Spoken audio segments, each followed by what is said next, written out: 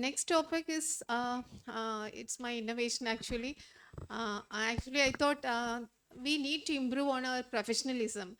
As doctors, we are always focusing on our science and skills, and we are ignoring, maybe to a great extent, the importance of all those things which improve our human connection.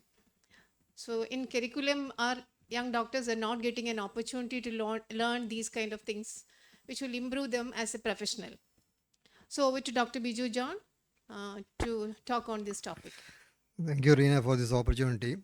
So this is a bit gray area, not like what Dr. Mahesh and Dr.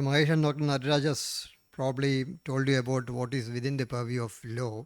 So this is probably something a bit outside that. I don't think anybody is going to sue you because you don't, go for this proper etiquette. But sometimes it can actually sort of prevent the patient from suing you. You can influence the patient's thinking. So etiquette, maybe it's a customary code of polite behavior in society or among members of a particular profession or group. As I said, no binding laws, cannot be enforced. But then when you look at some of these incidents that you see around you, especially among your younger colleagues and all, you really wish that there are some laws regarding this professional etiquette and there is some way by which it could be enforced. So I will just take you through a few examples from my own experience and try to impress you regarding things. Some of these common contentious issues that we often get into fight with your younger people and the PGs, and we try to sometimes need to scold them, is about the references. Now, we all know this joke that has been carried over the years regarding a misleading reference. I think you all know this one, no? A reference to a urologist. Patient age, not able to pass urine since one day, please come and pass urine. This everybody knows. But this is one thing which when I was doing residency, I was doing my house surgency in medicine in Kottayam Medical College, I experienced. The reference was from urology to medicine actually. This was the reference. Referring this patient with BO, ST and DM for evaluation and fitness for TURP. Now, I just finished my posting in urology and I'm medicine. So the medicine professor is looking at me and asking me, what is BO? Because you just finished urology and have come here, no? So what is BO? I didn't know. So he gave me a punishment. You just go and go to urology department, find out what is BO and come back. There was no mobile phone at that time. So I had to actually go to that area. And it was very difficult facing the HOD of urology, who was well known for his temper. So I just managed to ask one of my, one of the postgraduate students there, Cheta, what is this BO? And he's looking at me as if I'm an alien from Mars. You've finished 2 weeks of posting in urology, you don't know BO? So BO, it just means bladder outlet obstruction. It's a very simple thing for them, but not very simple for somebody who is outside the specialty. Now this thing happened in our specialty also. We often refer patients like this. Patient with AMD needs IV Lucentis. So it goes to medicine people. He doesn't know what is AMD. And IV, he thinks it is intravenous. Okay. So we need to actually avoid short forms when we are actually writing these references, especially to other specialties. And even from our own department, from another subspecialty. Now I got a reference regarding some patient with a DRS, evaluate the fundus with a DRS. I thought DRS to me is diabetic retinopathy studies. Actually, it was Devine Filtration syndrome. So, in this reference, I think we should avoid the short forms. And IV Lucentis, you need to specify what is actually expected. You are not asking a fitness for the procedure actually. You are asking fitness for that medicine. So, this need to be actually sort of stressed in the particular reference so that proper reply is obtained. Now, a consultation to ophthalmology. So this often happens. They have this posting in our department. We just train in our various specialties. They had a good glaucoma screening. It was during that glaucoma week walk. They actually participated in the glaucoma walk also. They know everything about glaucoma. We even taught them how to actually look up the fundus. So we get a reference like this. Patient admitted in ward with fever and chills is having a large cupping in fundus. Kindly come over and see. So it comes to our busy OPD. So as you know, it's a highly irritated, ophthalmologist got irritated and gave back a reply like this. Can anybody read that? So this is sometimes what happens, like Mahesh was telling. So I was actually sort of trying to write this with left hand. When my wife asked, I mean, what am I doing? I'm trying to make the handwriting a little worse. She said that no need for you just write in your normal hand. It is bad enough. So this is that. So what is means is no emergency intervention needed. Kindly send the patient to the OPD when ambulant. So that is what he meant. Now, because of the readability, what happened is that 1 hour later, the patient is sent to the ophthalmology casualty in an ambulance. So, even if you have a bad handwriting, please, you can make it a little more legible by making a little more effort. And if that is not possible, you can just use capital letters. So, this is very important. Now, another reference. Consult a neurologist. Patient is admitted with history of defective vision and pain in one eye, 1 week, on exam there was circumcondylar congestion, posterior sinus A. Similar episode 6 months back, fundus examination showed X-ray retinal detachment. On admission, his BP was all these things. What is this? Reference or essay? Do you think somebody sitting in the medicine OP is going to read through all these things and actually find out what exactly is happening? So he is going to get a reply like this. Thanks for reference. Case in 2 minutes. No intervention required. So first 2 or 3 sentences itself, you should be able to convey what exactly you want.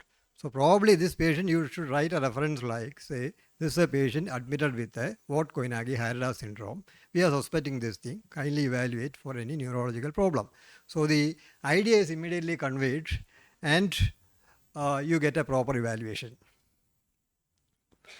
So this was another some usual reference that I get. Patient has an intraoperative nucleus drop during cataract surgery. He is being referred for emergency vitrectomy. Emergency? Are you kidding me? So what is emergency? Emergency was there. Now I think you have got a time of at least 1 week or 2 weeks. Now the patient comes in an agitated state thinking that he is going to be taken straight away to theatre and operated then and there. And he picks up a fight with us also. So this should be avoided. You should actually tell them that no emergency, you can go. The doctor will evaluate and probably fix a date for the surgery like that. I mean, whatever is needed will be done, but that freedom should be given to the particular VIA surgeon or doctor who is actually treating that and not unduly stressing him. Again, unnecessary comments and belittling a colleague, that should be avoided. For example, this happened to me. A 70-year-old man with long-standing hypertension, CABG 2 years back on anticoagulants, is present with a submacular bleed. And could actually do an OCT and Octa. We could just make out that the CNVM network. So hemorrhage, there was some SRF also. Poor risk for other investigation. So we explained everything to him. We took a consent. We took a fitness from the cardiologist, physician, took a detailed consent and gave an intravitreal injection. So after 2 injections, the patient casually said that he had some unsteadiness of gait. So that was there previously also, but that was when it was reported. We actually asked for a neuro consult. MRI was not in our hospital. He was referred to a higher center. There an MRI was done. So it picked up the subretinal bleed, and report it was written that as a mass-like lesion probably bled in the vitreous cavity abutting the retina. So he came back to the neurologist. There one SR. He just casually marked that, see, because of the injection, you have got a bleeding in your eye. So you just go immediately requires some treatment. So, I mean, you can guess what happens next. The patient thinks that it is because of the injection that it has actually happened. But it was actually for that same problem that we gave the injection. So this sort of comments should be actually avoided. Now, we also actually sometimes, inadvertently pass on these comments, which are especially seen in these situations, patients coming with post-cataract surgery complications in some other place, missed findings, especially trauma, missed foreign body, something like that. So some young doctor might casually remark that this is there, that was not found out in that place. Referred corneal ulcer glaucoma, which is seemingly mismanaged, could be due to the sort of situations or the scenario that is there. So avoid comments like that and passing the blame. Trivialization of procedure is another thing that we should not do. For example, patients referred for the intravitreal injection often comes to you, tell, sir, I was told to come here and get an injection to suck out some fluid. I've taken half-day leave today, hope I can rejoin office today afternoon. So this injection, the intravitreal injection is so trivialized, they just take it as some other injection itself. So again, a proper explanation should be given and reference should also be written in a proper manner. They should understand what is happening. Cataract counseling by PROs is another contentious issue because PROs doesn't know the difference between an immature cataract and a mature cataract. And often, we get a lot of patients coming for second opinion. You must have seen many complaints in the social media also because of these things and all. But cataract sometimes, because I remember that when I was after my postgraduate examination, I actually worked in a mission hospital which was doing a lot of cam surgery at that time, and that was in a remote area in Tamil Nadu. And we used to have great difficulty in actually getting patients to obey us and come with us for the cataract surgery. But we had this brilliant PRO, he would, most of those are mature cataracts. So I just listened to them, the way he was explaining. So he would just say that, you have got, the കണ്ണിൽ നിന്ന് പുറ ഇരിക്കുക പുറ മുറ്റിയിരിക്കുക ഇത് കൊഞ്ച നാൾക്കപ്പുറം இந்த പുറ വെടിച്ചിടും bomb വെടിക്കുന്ന മാതിരി വെടിച്ചിടും